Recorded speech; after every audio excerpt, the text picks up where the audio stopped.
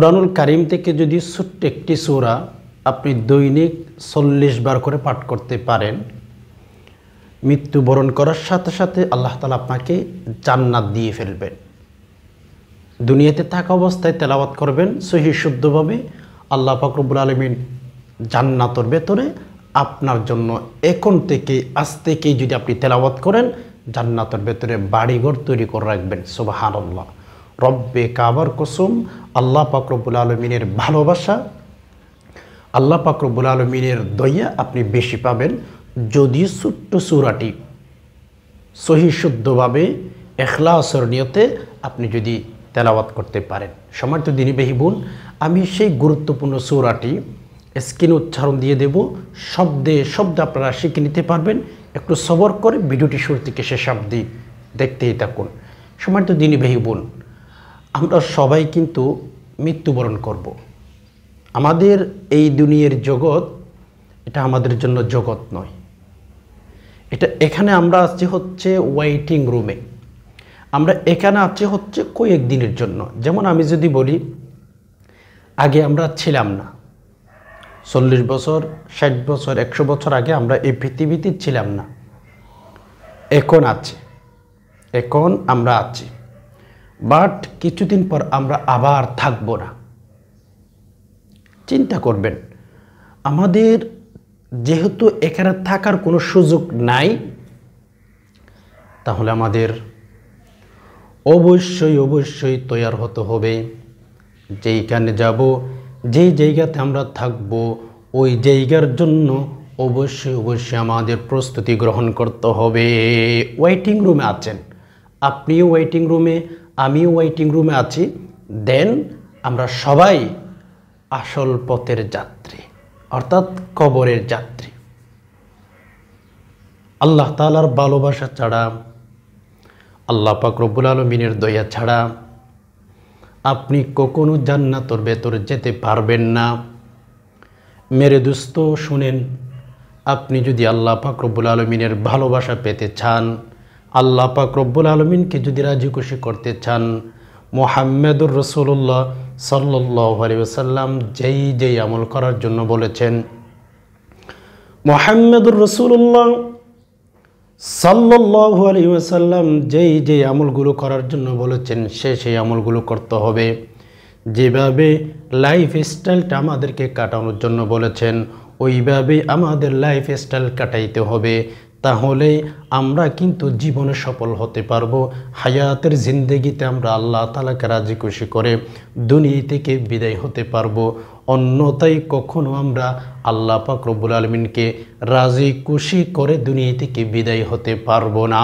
এই দুনিয়াটা হচ্ছে অস্থায়ী, ঠিক না? এই দুনিয়ায় অস্থায়ী, এই দুনিয়ার মধ্যে আপনি আমি থাকতে পারবো না।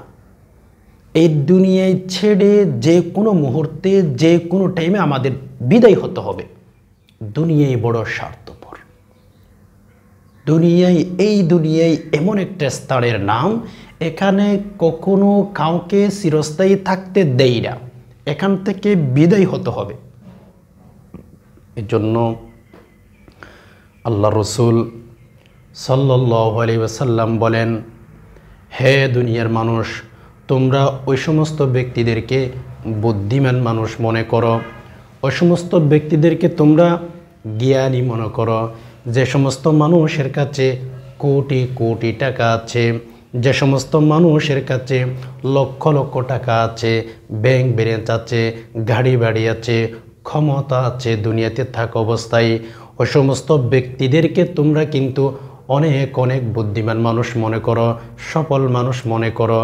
কিন্তু রাসূলুল্লাহ সাল্লাল্লাহু আলাইহি ওয়াসাল্লাম বলেছেন, না বান্দা, তোমরা যদিও যাদের কাছে টাকা আছে, ব্যাংক ব্যালেন্স আছে, জমি জমা আছে, তাদেরকে তোমরা যদিও অনেক বুদ্ধিমান মানুষ মনে করে থাকো, তাহলে রাসূলুল্লাহ সাল্লাল্লাহু আলাইহি ওয়াসাল্লাম কাদেরকে বুদ্ধিমান মানুষ মনে করেছেন জানেন? আল কাইয়িসু মান দারা নাফসাহু ওয়া আমিলা লিমা বা'দাল মাউত ওয়াল আজিজু মান আতবা'a নাফসাহু হাওয়াহা ওয়া তামান্না আলাল্লাহ। আমরা তো বুদ্ধিমান মানুষ মনে করে থাকি যারা ওজনের মধ্যে কম দিতে পারে, ঠিক না? যারা মানুষকে জিম্মি করে খাইতে পারে, যারা মানুষের উপর জুলুম করে, এদেরকে আমরা কিন্তু বুদ্ধিমান মানুষ মনে করে থাকি। অথচ রাসূলুল্লাহ সাল্লাল্লাহু আলাইহি ওয়াসাল্লাম বলেছেন, আল কাইয়িসু মান দানা নাফসাহু ওয়া আমিলা লিমা বা'দাল মাউত ওয়াল আজিজু মান আতবা'a নাফসাহু হাওয়াহা ওয়া তামান্না আলাল্লাহ।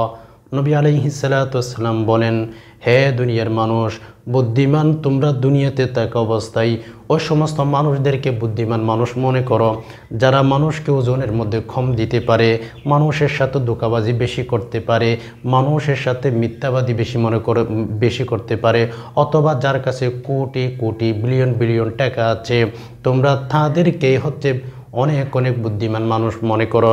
কিন্তু নবী নিজে বলেন, আল কাইয়িসু মান দানা নাফসাহু ওয়া আমিলা লিমা বা'দাল মাউত ওয়াল আজিজু মান আতবা'a নাফসাহু হাওয়াহা ওয়া তামান্না আলাল্লাহ।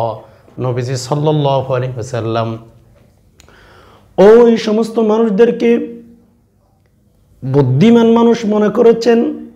বা আমি যদি স্পষ্ট আপনাদেরকে বলি, বুদ্ধিমান মানুষ বলে ওই সমস্ত মানুষদেরকে নবী আলাইহিস সালাতু ওয়াসালাম ঘোষণা দিয়েছেন যে সমস্ত মানুষ দুনিয়াবি জিন্দেগিকে তেমন একটা গুরুত্ব দেয় না, পরকালের জন্য নিজেকে তৈরি করেছে, পরকালের জন্য নিজেকে এমনভাবে তৈরি করে দিয়েছে যে জীবনটার উপরে আল্লাহ পাক রব্বুল আলামিন রাজি হয়ে গেছেন। যেই ব্যক্তি ঈমান নিয়ে কবরে যেতে পেরেছে, ওই সমস্ত ব্যক্তিকে রাসূলুল্লাহ সাল্লাল্লাহু আলাইহি সাল্লাম বুদ্ধিমান মানুষ বলেছেন। এজন্য এই দুনিয়ার হায়াত কতদিন আর? আপনিও থাকবেন না, আমিও থাকবো না, আমার বাবাও নেই, আমার মাও থাকবে না, আপনার বাবাও থাকবে না, মাও থাকবে না। ওয়েটিং রুম, যেমন যারা যে সমস্ত ভাই বোন বিদেশে যান, আপনার সব কাজকর্ম যখন প্রসেসিং করা শেষ হবে, তখন আপনি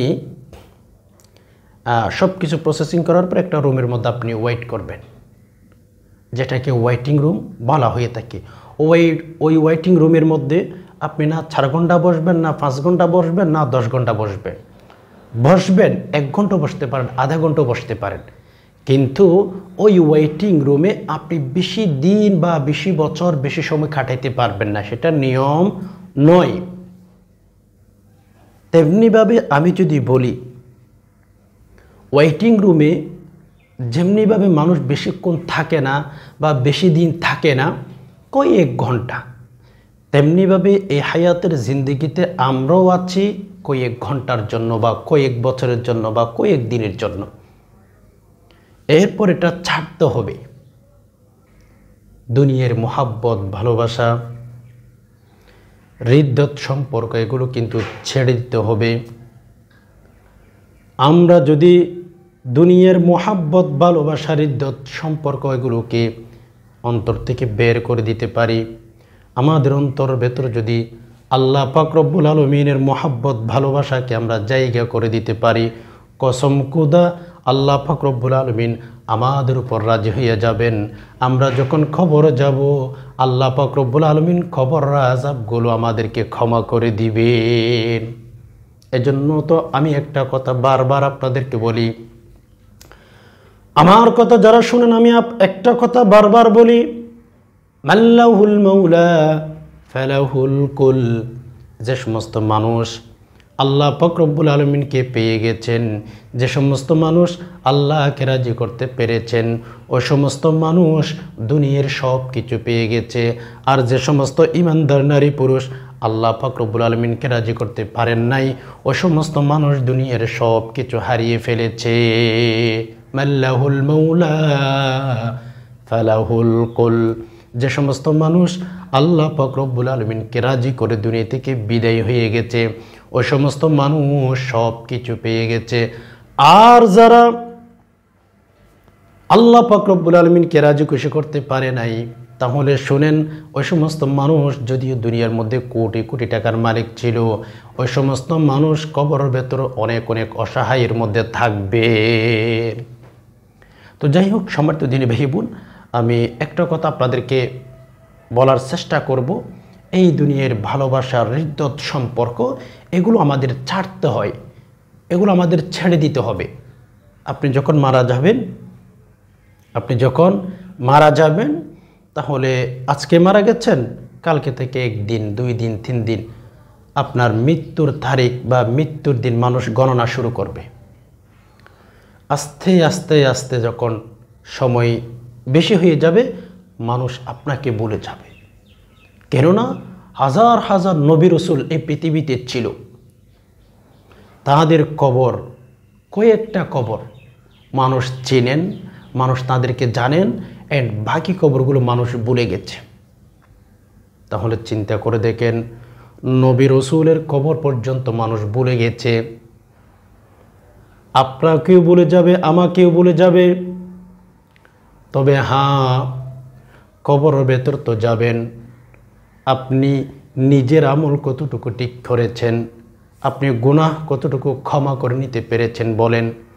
এজন্য আসুন আমি আপনাদের সবাইকে বলবো, আল্লাহ পাক রব্বুল আলামিনের কাছে বেশি বেশি দোয়া করেন, আল্লাহ গো, আমি যদি দুনিয়ার সব কিছু হারিয়ে ফেলি, আমি যেন আল্লাহ আপনাকে না হারাই, আমি যেন আল্লাহ আপনাকে পাই, আমি যেন আল্লাহ আপনার ভালোবাসার হৃদ্যত সম্পর্ক নিয়ে খবরে যেতে পারি। কিছু ভালোবাসা আছে, কিছু সম্পর্ক আছে যেগুলো কবর ভেতর গেলেও কিন্তু সম্পর্ক শেষ হবে না। এমন কিছু ভালোবাসা আছে যেগুলো দুনিয়াতে থাকা অবস্থায় যখন আপনি ইন্তেকাল করবেন, কবর ভেতর গেলে বা কবর ভেতর রাখলে আপনার ভালোবাসা হৃদ্যত সম্পর্ক এগুলো শেষ হয়ে যাবে। লেকিন এমন কিছু ভালোবাসা আপনাকে দেখাবো আজকে, এমন কিছু সম্পর্ক আপনাকে তুলে ধরব, আপনাকে বোঝানোর চেষ্টা করব।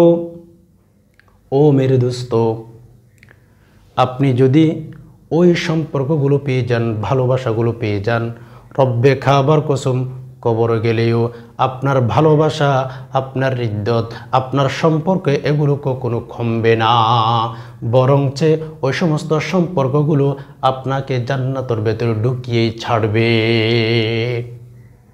আপনাকে জাহান্নাম থেকে মুক্তি করে কবর ভেতরে কবর আযাব ক্ষমা করবেন, হাসরের ময়দানে জাহান্নাম থেকে মুক্তি করে জান্নাতে ঢুকিয়ে ছাড়বেন। কিছু ভালোবাসা, যেমন সেখান থেকে কোরআনুল কারীমের ভালোবাসা। আপনার অন্তর ভেতরে যদি কোরআনুল কারীমের ভালোবাসা থাকে, কোরআনুল কারীমকে যদি আপনি অন্তরের মধ্যে জায়গা দিতে পারেন, তাহলে হচ্ছে আপনি অনেক অনেক অনেক বেশি সফলতা পেয়ে যাবেন। যে ভালোবাসা আপনি কবরে গেছেন অথচ সেখানে আপনাকে ছাড়বে না, কোরআনুল কারীমের ভালোবাসা। হাদিসের কিতাবের ভেতরে এসেছে, যখন একজন ব্যক্তি, মৃত ব্যক্তি যদি দুনিয়াতে থাকা অবস্থায় জীবিত যখন ছিল, সে যদি কোরআনুল কারীমের সাথে সম্পর্ক করে, অ্যাটলিস্ট ওই কোরআনুল কারীমের ভালোবাসা কবরের ভেতর মৃত ব্যক্তির সাথে থাকবে। ওই লোকটি কবরের ভেতরে থাকবে, কবরের ভেতর ওই ব্যক্তির সাথে কোরআনও থাকবে, কিতাবের ভেতর পাওয়া যায়। ওই ব্যক্তিকে যে ফেরেশতাগুলো আযাব দেওয়ার জন্য আসবে, কোরআনুল কারীম একজন মানুষের সূরত অবলম্বন করবে। একজন মানুষের সূরত অবলম্বন করার পরে মৃত ব্যক্তির পাশেই থাকবে, ঘুরতেই থাকবে।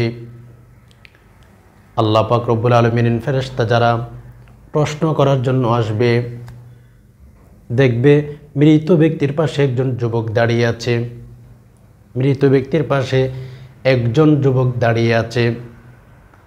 তখন ওই একজন যে ব্যক্তি দাঁড়িয়ে আছে, ওই ব্যক্তি ফেরেশতা যারা আসবে প্রশ্ন করার জন্য তাদেরকে বলবে, হে ফেরেশতার দল, এই বান্দা ঘুমিয়েছে, এই বান্দার পাশে তোমরা আসিও না, এই বান্দার পাশে আসলে কিন্তু খবর আছে, এই বান্দার পাশে তোমরা আসবা না। ওই ফেরেশতাগুলো পায়ের দিক দিয়ে আসতে চাইবে, ফেরেশতাগুলো ফেরেশতাদেরকে নিষেধ করবে, বাধা দিবে, আসতে পারবে না। মাথার দিক দিয়ে আসতে চাইবে, ওই যুবক বাধা দিবে। যে সমস্ত ফেরেশতা মৃত ব্যক্তির কাছে আসতে চেয়েছিল, তারা আল্লাহ পাক রব্বুল আলামিনের কাছে চলে যাবেন। আল্লাহ পাক রব্বুল আলামিনকে বলবেন যে, হে আল্লাহ, কেমন কবরের মধ্যে পাঠিয়ে দিয়েছেন, ওই কবরের মধ্যে তো এমন একজন ব্যক্তির সাথে আমরা দেখা পেয়েছি, এমন একজন ব্যক্তির সাথে আমাদের দেখা হয়ে গেছে। আল্লাহ ওই ব্যক্তি বলেছে ওই মৃত ব্যক্তির পাশে আমাদেরকে যেতে দিবে না। আল্লাহ পাক রব্বুল আলামিন ফেরেশতাদেরকে বলবেন, হে ফেরেশতারা, যাও যাও, যেই ব্যক্তি মৃত ব্যক্তির পাশে যাওয়ার জন্য তোমাদেরকে অনুমতি দিচ্ছে না, তোমরা যাও, ওই ব্যক্তির পরিচয়টা তোমরা একটু নিয়ে আসো। তখন ফেরেশতারা এসে কবরের ভেতরে যেই যুবক দাঁড়িয়ে আছে ওই যুবকের কাছে জিজ্ঞেস করবে, হে যুবক, আল্লাহ বলেছেন তোমার পরিচয়টা একটু দেওয়ার জন্য। তখন ওই ব্যক্তি বলবে, আমি কুরআন, মৃত ব্যক্তি দুনিয়াতে থাকা অবস্থায় বেশি থেকে বেশি আমাকে তেলাওয়াত করেছিল। এশার নামাজের পরে আমাকে তেলাওয়াত করেছে, মাগরিবের নামাজের পরে আমাকে তেলাওয়াত করেছে, ফজর নামাজের পরে আমাকে তেলাওয়াত করেছে। আমি আল্লাহর কোরআন বলতেছি, ফেরেশতারা যাও যাও, আল্লাহ পাক রব্বুল আলামিনের কাছে তোমরা আমার কথা বলে দিও। ফেরেশতারা আল্লাহ তাআলার কাছে যাবেন, আল্লাহর কাছে বলবেন যে, হে আল্লাহ, আমরা অমুক ব্যক্তির কবরে গিয়েছিলাম, লেকিন কবরের ভেতরে যে যুবক আছে ওই যুবক বলেছেন যে ওই যুবক নাকি কোরআন। তখন আল্লাহ তাআলা বলে দিবেন যে, হে ফেরেশতারা, তোমরা ওই কবরে আর যাওয়ার প্রয়োজন নাই, তোমরা চলে যাও, আমি আমার বান্দাকে ডেকে নেব। সুবহানাল্লাহি ওয়া বিহামদি, আমি আমার বান্দাকে ডেকে নেব। এজন্য আসুন, সুবহানাল্লাহি ওয়া বিহামদি, কোরআনুল কারীমের সাথে সম্পর্ক করেন। তো যাই হোক, সম্মানিত দিনী ভাই বোন, আমি কোরআনুল কারীম থেকে ছোট্ট একটি সূরার কথা বলবো, সূরাতুল ইখলাস। কোরআনুল কারীমের মোহাব্বত নিয়ে, কোরআনুল কারীমের ভালোবাসা নিয়ে যদি সূরাতুল ইখলাস তেলাওয়াত করতে পারেন, একত আপনার প্রতি আপনার অন্তরে কোরআনুল কারীমের ভালোবাসা আছে সেটা প্রমাণ করলেন। দ্বিতীয় নাম্বার উপকার, সূরাতুল ইখলাস অর্থাৎ কুল হুয়াল্লাহু আহাদে আল্লাহুস সামাদে লাম ইয়ালিদ ওয়া লাম ইউলাদ ওয়া লাম ইয়াকুল লাহু কুফুয়ান আহাদ, এই সূরাটি যদি বেশি থেকে বেশি মহাব্বত করে তেলাওয়াত করতে পারেন ভালোবেসে, এক তো কোরআনুল কারীমের সাথে সম্পর্ক হয়ে গেছে, দ্বিতীয় নম্বরে আপনি আল্লাহ তাআলার ভালোবাসা, আল্লাহ তাআলার সম্পর্ক, আল্লাহ তাআলার দয়া আপনি বেশি পাবেন। সুবহানাল্লাহি ওয়া বিহামদি। যেমন হাদিসের ভেতরে ছোট্ট একটা ঘটনা পাওয়া যায়, রাসূলুল্লাহ সাল্লাল্লাহু আলাইহি সাল্লামের কাছে জিবরাইল আলাইহিস সালাতু ওয়াস সালাম আসলেন। নবীজির কাছে জিবরাইল আসলেন, হঠাৎ করে দেখা যাচ্ছে রাসূলুল্লাহ সাল্লাল্লাহু আলাইহি ওয়াসাল্লামের সামনে মাথার উপরে মুখের মধ্যে চাদর দিয়ে হেঁটে যাচ্ছেন আবু যর গিফারী রাদিয়াল্লাহু তাআলা আনহু। জিবরাইল নবীজিকে বললেন, ইয়া রাসূলুল্লাহ, ইয়া হাবিবাল্লাহ, আপনার এক সাহাবী মাথার মধ্যে রুমাল দিয়ে হেঁটে যাচ্ছেন, ওনাকে আপনি কি চিনতে পেরেছেন কিনা একটু বলবেন? নবীজি বললেন, না না জিবরাইল ভাই, আমি তো দেখি না, আমি তো চিনতে পারি নাই, যেহেতু মাথার উপর রুমাল দিয়েছে আমি তাকে কিভাবে চিনব? তখন জিবরাইল বললেন, ইয়া রাসূলুল্লাহ, ইয়া হাবিবাল্লাহ, আপনার সামনে দিয়ে যে সাহাবী হেঁটে গিয়েছে মাথার উপর রুমাল দিয়ে, উনি হচ্ছেন আপনার আদরের সাহাবী আবু যর গিফারী রাদিয়াল্লাহু তাআলা আনহু। এই কথা বলতে দেরি আমার নবী, আপনার নবী, দয়ার নবী মুহাম্মদুর রাসূলুল্লাহ সাল্লাল্লাহু আলাইহি ওয়াসাল্লাম আশ্চর্য হয়ে গেলেন। হে জিবরাইল ভাই, কি হয়েছে? আপনার সাথে আমার সাহাবী আবু যরের সাথে কিভাবে পরিচয় হয়ে গেল? জিবরাইল বললেন, ইয়া রাসূলুল্লাহ, ইয়া হাবিবাল্লাহ, আপনার সাহাবী আবু যর গিফারী রাদিয়াল্লাহু তাআলা আনহুকে শুধু আমি চিনি না, আসমানের মধ্যে যত ফেরেশতা আছে, জমিনের মধ্যে যত ফেরেশতা আছে, ইয়া রাসূলুল্লাহ, ইয়া হাবিবাল্লাহ, আপনার সাহাবী আবু যরকে সবাই চিনেন। সুবহানাল্লাহ। নবীজি বললেন, কেন, কিভাবে চিনো? নবীজি বললেন, হে জিবরাইল ভাই, তুমি আমার আবু যরকে চেনার কারণগুলো কি? তখন জিবরাইল বললেন, ইয়া রাসূলুল্লাহ, ইয়া হাবিবাল্লাহ, আপনার সাহাবীকে চেনার দুইটি কারণ পাওয়া যায়। এক নম্বরে, ইয়া রাসূলুল্লাহ, আপনি যেই দিন থেকে সাহাবীদের মাঝে সূরাতুল ইখলাসের ফজিলতের কথা বর্ণনা করেছিলেন, সূরাতুল ইখলাসের ফজিলতের কথা বয়ান দিয়েছিলেন, 3 বার পড়লে সূরাতুল ইখলাস পুরো কোরআনুল কারীম খতম করলে যেই নেকি হয় সেই পরিমাণ নেকির কথা তাদেরকে বলেছিলেন। ইয়া রাসূলুল্লাহ, ইয়া হাবিবাল্লাহ, আপনার সাহাবী আবু যর সেই দিন থেকে এত এত বেশি সূরাতুল ইখলাস তেলাওয়াত করেছে, অন্যান্য সাহাবীর তুলনায় অনেক অনেক বেশি আবু যর বেশি বেশি সূরাতুল ইখলাস তেলাওয়াত করার কারণে আল্লাহ পাক রব্বুল আলামিন অনেক অনেক ভালোবেসেছেন, আল্লাহ পাকের প্রিয় বান্দা হয়ে গেছেন, আল্লাহ পাকের ভালোবাসা পেয়ে গেছেন, যার কারণে আল্লাহ নিজে ফেরেশতাদেরকে বলেছেন, হে ফেরেশতার দল, আমার আবু যরকে তোমরাও ভালোবাসো। জমিনের উপর যারা যে সমস্ত ফেরেশতা আছে তাদেরকে তোমরা বলে দাও আমার আবু যরকে আমি ভালোবাসি। আসমানের ফেরেশতা ভালোবাসে, জমিনের ফেরেশতা যেন আমার আবু যরকে ভালোবাসে। সুবহানাল্লাহ। দ্বিতীয় নম্বর, নবী আলাইহিস সালাতু ওয়াস সালামকে বলতেছিলেন, ইয়া রাসূলুল্লাহ, আবু যর গেফারি রাদিয়াল্লাহু তাআলা আনহুকে আমরা চেনার দ্বিতীয় নম্বর কারণ হচ্ছে ইয়া রাসূলুল্লাহ, ইয়া হাবিবাল্লাহ, দ্বিতীয় নম্বর কারণ হচ্ছে আপনার সাহাবী আবু যর দুনিয়ার মধ্যে যে সমস্ত মানুষ আছে সকল মানুষের চেয়ে নিজেকে সগীর মনে করে, নিজেকে গুনাহগার মনে করে, নিজেকে কমজোর মনে করে থাকে। এজন্য এই দুইটা কারণে কিন্তু আপনার আবু যরের সাথে আমাদের সাথে সম্পর্ক হয়ে গেছে। ইয়া রাসূলুল্লাহ, ইয়া হাবিবাল্লাহ, আপনার আবু যর গেফারিকে এই দুটি কারণে কিন্তু আমাদের সাথে আল্লাহ তাআলা পরিচয় করে দিয়েছেন, আমাদের সাথে সম্পর্ক হয়ে গেছেন, আমাদের সাথে কিন্তু পরিচয় হয়ে গেছে। সুবহানাল্লাহ। আমি আবু যরের ঘটনাটা বলার উদ্দেশ্য এটাই যে আবু যর গেফারি রাদিয়াল্লাহু তাআলা আনহুকে আল্লাহ ভালোবেসেছেন সূরা ইখলাসের কারণে। হাদিসের কিতাবের ভেতরে এসেছে যে সমস্ত মানুষ আল্লাহ পাক রব্বুল আলামিনের ভালোবাসা নিয়ে, সম্পর্ক নিয়ে, হৃদয় থেকে ইখলাসের নিয়তে সঠিকভাবে সহিশুদ্ধভাবে সূরাতুল ইখলাস তেলাওয়াত করবে, আল্লাহ তাআলা নিজে বলেন আমি তাদেরকে ভালোবাসবো। সুবহানাল্লাহি ওয়া বিহামদি, আমার ভালোবাসা তারা পেয়ে যাবে। সো আসুন আমি সবাইকে বলবো সূরাতুল ইখলাস বেশি থেকে বেশি তেলাওয়াত করতে হবে ভালোবাসা নিয়ে। তো যাই হোক, আপনি যদি 3 বার সূরাতুল ইখলাস তেলাওয়াত করেন, শুধুমাত্র কেবলমাত্র 3 বার সূরাতুল ইখলাস তেলাওয়াত করেছেন, আল্লাহ পাক রব্বুল আলামিন আপনার আমলনামার মধ্যে পুরা কোরআনুল কারীম এক খতম করলে যেই নেকি হয় সেই পরিমাণ নেকি আল্লাহ তাআলা আপনাকে দিবেন। 10 বার যদি তেলাওয়াত করেন, আল্লাহ পাক রব্বুল আলামিন জান্নাতের ভেতরে এখন থেকে আপনার জন্য একটা বাড়ি তৈরি করে রাখবেন। জান্নাতের ভেতরে আল্লাহ পাক রব্বুল আলামিন এখন থেকেই একটা বাড়ি তৈরি করে রাখবেন। হাদিসের কিতাবের ভেতরে বিভিন্ন কিতাবের তশরিহের মধ্যে পাওয়া যায়, আপনি আমি যদি দৈনিক সূরাতুল ইখলাস 40 বার করে তেলাওয়াত করতে পারি, আল্লাহ পাক রব্বুল আলামিন আমাদের জন্য 10টি জান্নাত, 10টি বালাকানা, 10টি বাড়ি জান্নাতের ভেতরে আল্লাহ তাআলা আমাদের জন্য তৈরি করে রাখবেন।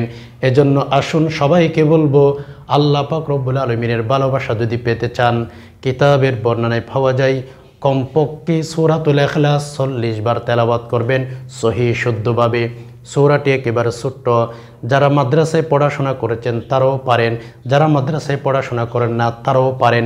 এজন্য পবিত্র অবস্থায় ওযু সহকারে আমি বলবো, যদি প্রতি রাতে ঘুমানোর সময় সূরাতুল ইখলাস তেলাওয়াত করতে পারেন, আল্লাহ পাক রব্বুল আলামিন এত এত বেশি বেনিফিট আপনাকে দিবেন, আপনি কখনো চিন্তাও করতে পারবেন না। বিশেষ করে সূরাতুল ইখলাস সহজ, একেবারে ছোট্ট সূরা। কোরআনুল কারীমের ভেতরে আল্লাহ পাক রব্বুল আলামিন কিছু লম্বা লম্বা সূরা দিয়েছেন, আর কিছু হচ্ছে ছোট্ট ছোট্ট সূরা আল্লাহ তাআলা আমাদেরকে দিয়েছেন।